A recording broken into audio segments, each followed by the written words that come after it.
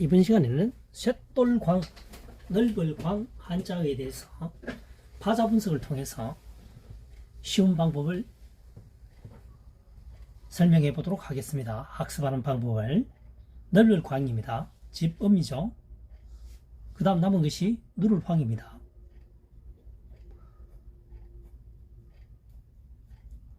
누를황이죠. 집 아래에 누른 덜판이 있다. 그래서 덜판은 넓죠. 그래서 넓을 광이 되겠습니다. 집안에 누른 것은 황금색은 눈에 잘 띄입니다. 확 트여 있다는 인상이 오는 거죠. 그래서 넓을 광이 되겠습니다. 광야. 그 다음 두 번째 쇳돌광입니다. 쇠금이죠. 넓을 광입니다. 쇠의 성분이 넓게 포함되어 있는 것은, 분포되어 있는 것은 쇳돌이라는 얘기죠. 쇳돌이라는 것은 쇠붙이의 성분이 돌에 많이 함유되어 있는 돌을 지칭하는 것입니다. 광물이라고 하죠. 광물. 넓을 광입니다. 집음, 누를황입니다. 집 아래에 누른 것이 있다.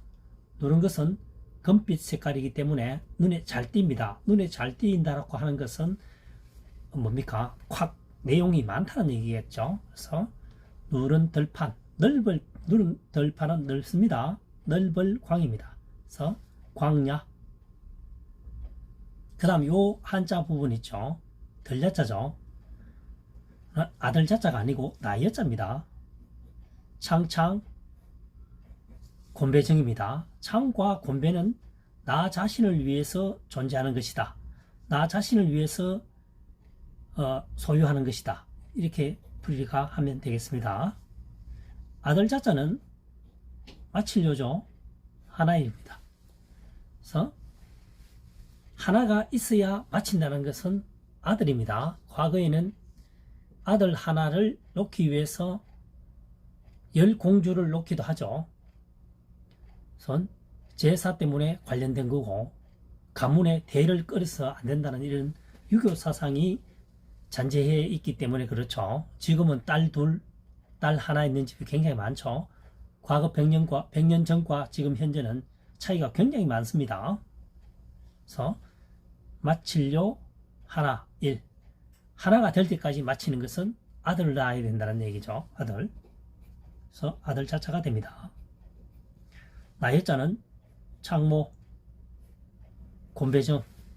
창과 공배는 나 자신을 지키기 위해서, 내가 사용하기 위해서 소유한다는 의미를 가지고 있습니다. 그래서 여기서는 마을리, 나여, 마을에 있는 내가 지금 현재 마을에 있는 곳은 덜이라는 것이죠. 잠자는 것 외에는 항상 덜판에서 일을 해야 하는 농경사회에 있죠. 농경사회.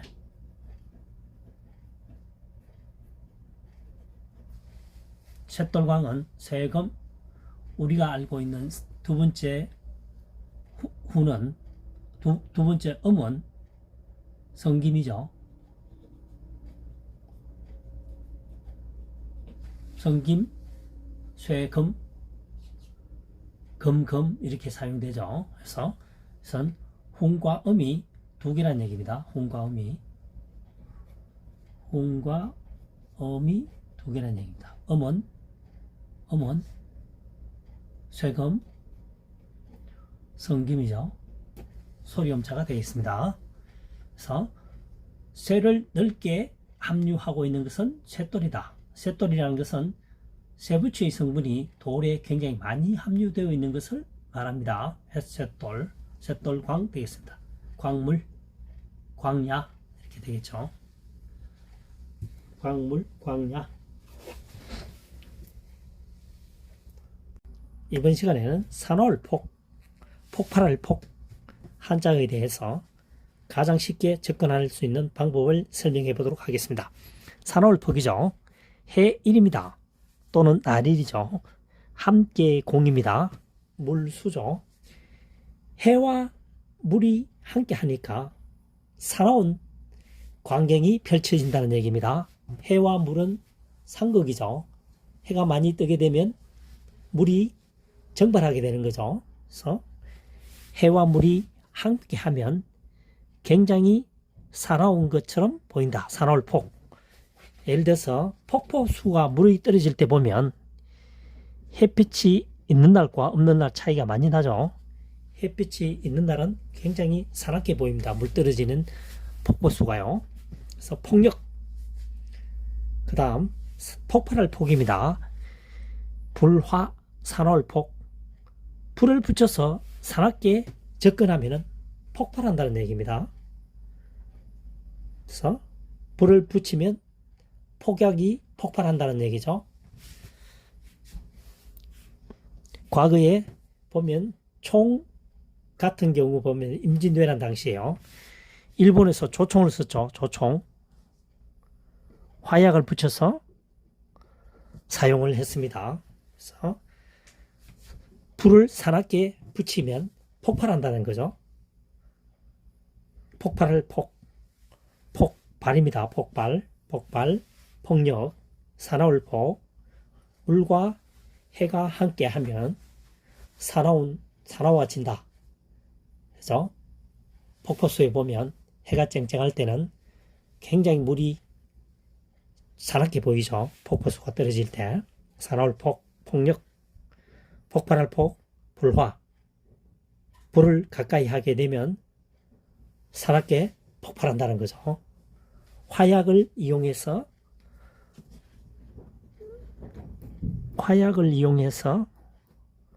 폭발하는 장면이죠. 폭발.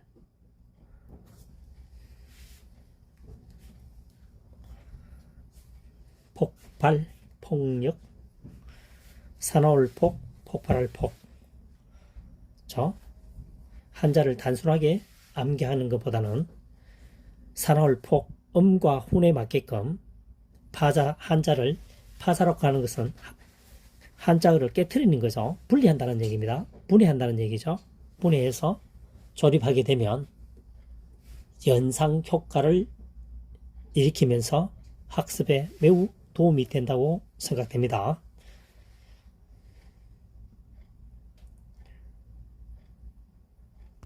이번 시간에는 애석, 빌일차 한자어를 파자 분석을 통해서 쉽게 학습하는 방법을 설명해 보도록 하겠습니다. 애석입니다. 서물입이죠. 서물입입니다. 열십이 두 개니까요. 하나 일입니다. 21일이죠. 날일입니다. 21일은 옛날 얘기다.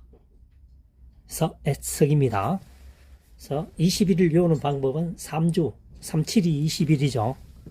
3주라고 외우면 좋겠습니다. 일주일이 7일이니까요. 병아리 부화기간도 21일입니다. 21일은 옛날 얘기다. 애석 되겠습니다. 그 다음 빌일차입니다. 사람인 변이죠. 애석입니다. 사람과 옛날부터 오래전부터 사귀게 되면 물건을 빌리기도 한다는 얘기죠. 주로 이 한자어를 만들어질 당시에는 주변 이웃이겠죠.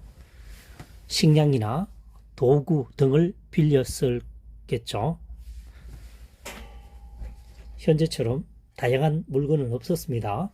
아주 간단했죠. 과거로 거슬러 올라갈수록 말이죠. 애석 21일은 날이죠. 20하루 일은 옛날 얘기다. 애석이 되겠습니다. 두 번째, 해일을 해로 설명해 보겠습니다. 해일. 날짜가 아니고요. 이번에 해일로 설명하게 되면 풀초가 되겠습니다. 하나일은 땅을 의미합니다. 풀 아래로 뭡니까? 해가 내려갔으니까 해가 졌다는 얘기겠죠. 그래서 해가 떠 있는 그 상황은 지난 얘기다. 그래서 지날석, 애석 되겠습니다. 빌일차 사람인변이죠. 똑같은 할자는 사람인입니다. 이 사람인이 변으로 사용될 때, 좌측에 사용될 때는 이 사람인을 사용하는 게 아니고 사람인 변형이 되어 사용되죠. 이 사람인을 사용하게 되면 혹시나 인석으로 읽을 수도 있다는 거죠. 사람 인편으로 확실하게 구분하기 위해서 사람 인편으로 사용하게 됩니다. 사람이 오래되면은, 그러니까 오랫동안 사귀면 주변 이웃을 말하겠죠. 식량이나 도구를 빌리기도 한다. 전혀 모르는 사람에게 식량이나 도구를 빌려줄 턱이 없겠죠. 그래서 빌릴 차자가 되겠습니다. 차용.